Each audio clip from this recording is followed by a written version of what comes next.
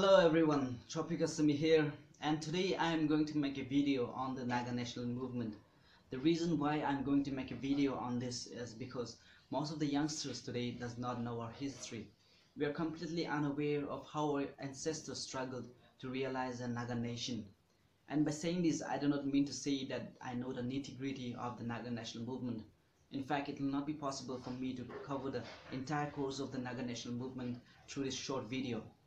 I'll be stressing more on the important events that took place and how the movement has sustained thus far.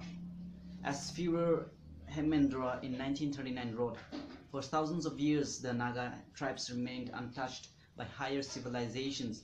Neither the Hindu culture nor the Buddhism of Burma ever spread into the hills. In 1880, the Britishers created a full-fledged Naga Hills district, and by 1908, the Britishers controlled Kohima, Wokha and Mokokchung.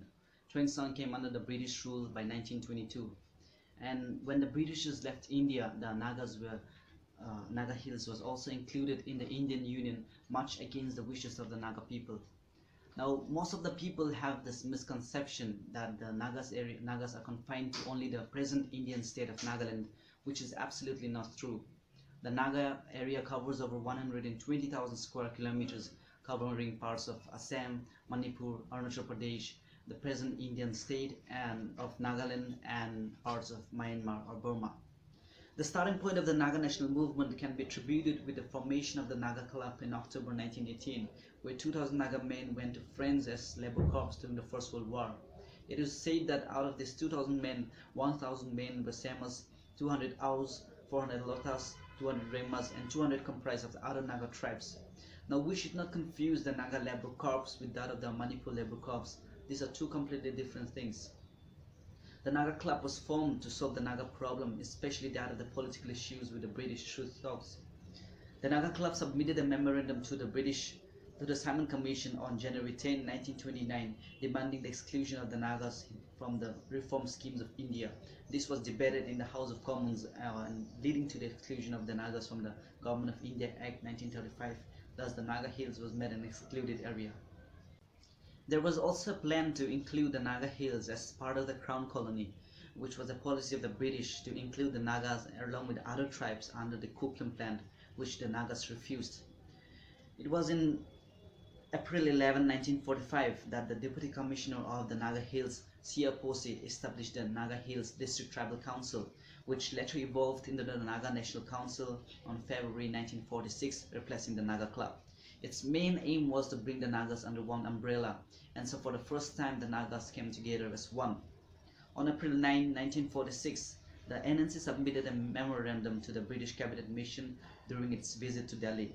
Later in June 1946, the NNC submitted a 4-point memorandum to the still visiting British Cabinet, signed by T. Sakhrie, the then General Secretary of the NNC.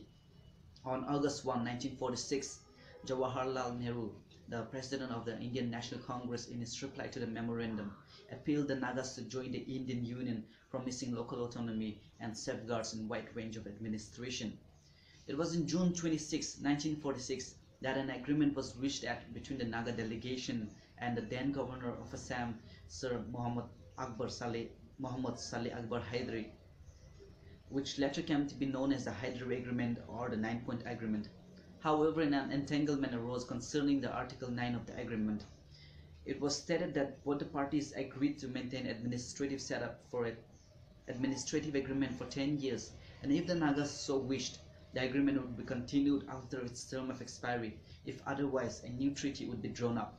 While the Assam government understood that the agreement meant the continuation of the existing administrative setup, the NNC preferred to see the arrangement as paving the way for self-determination or independence. A delegation of 9 NNC members, including Azad Fizo and T. Sakhrie, met M.K. Gandhi, the father of the nation, at Bandi Basti in Delhi on July 19, 1947.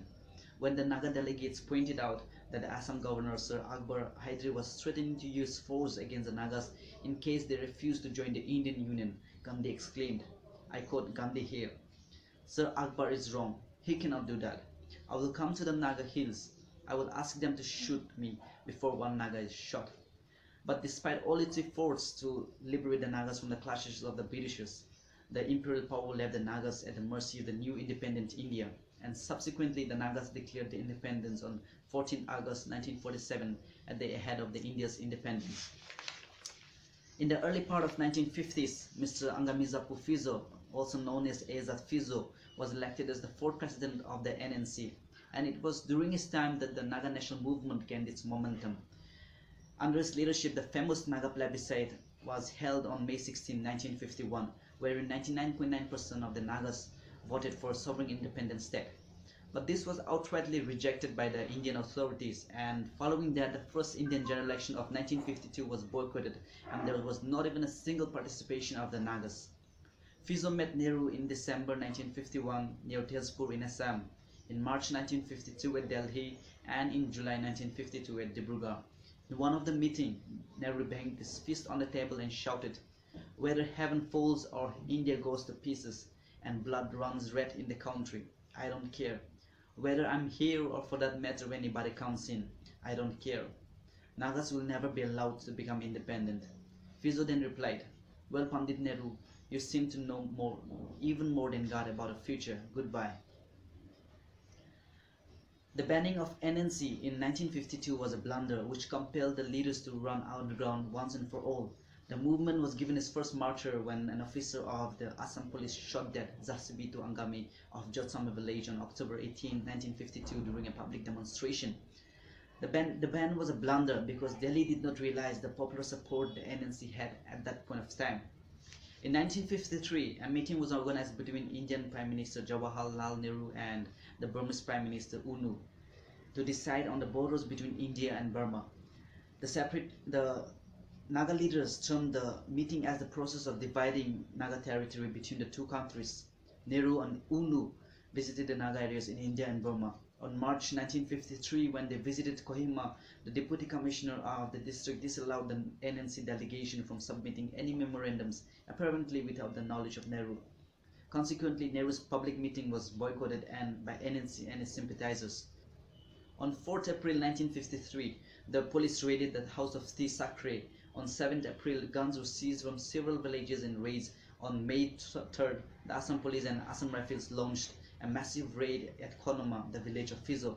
On May 26, 1953, the Assam Maintenance of Public Order Autonomous District was enacted, and on 14 July, it was applied in the Naga Hills district.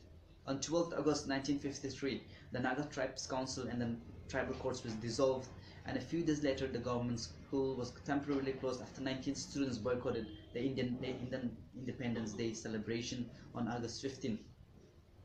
Some days later, a goodwill mission of APCC led by its president Bimala Prasad Kaliha visited Naga Hills district.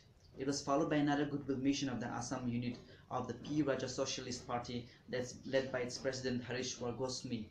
In return, the Naga delegation goodwill mission led by Fizo's niece Rano M. Iralu, the president of Naga Women's Federation, visited Assam from 30th November to 15th December 1953. Due to the massive Indian searches, the NNC leaders had to sleep into the Twangsang region and seek refuge there. On September 18, 1954, Fizo formed the first Naga Honking government with the support of the Chang chiefs of Twangsang. He reorganized the NNC setup as the chances of a peaceful settlement declined. In 1955, the Angami leaders T. Sakhrie, who had served as the General Secretary of NNC since its inception, and Jasoke broke ties with Fizo at a meeting in Konoma village. The Naga National Movement led to a series of violent incidents that damaged government and civil infrastructure. The Union government that sent the Indian Army in 1955, and in January 1956, the Naga Hills was declared a disturbed area, putting it under the Indian Army's command. Despite many attempts to make the Indian authorities realize that the Nagas were free, independent, and were never part of India, it proved futile. It was during this time when the NNC convened its first Tatar Hoho at Penchenu village, a Rangma district under Seminu subdivision of Kohima district, and declared a government of their own on March 22, 1956. The Naga flag was hosted for the first time at Parashin in 1956. The new government was known as the Naga Central Government, which was later renamed to the Federal Government of Nagaland. The new government had a military wing of its own known as the Naga Army, replacing the Naga Home Guards to counter the Indian soldiers who were accused of human rights violation by the Naga leaders. Prior to this, the first ever blunder committed in the history of NNC was the assassination of Sakhrie, the General Secretary of NNC, in January 1956.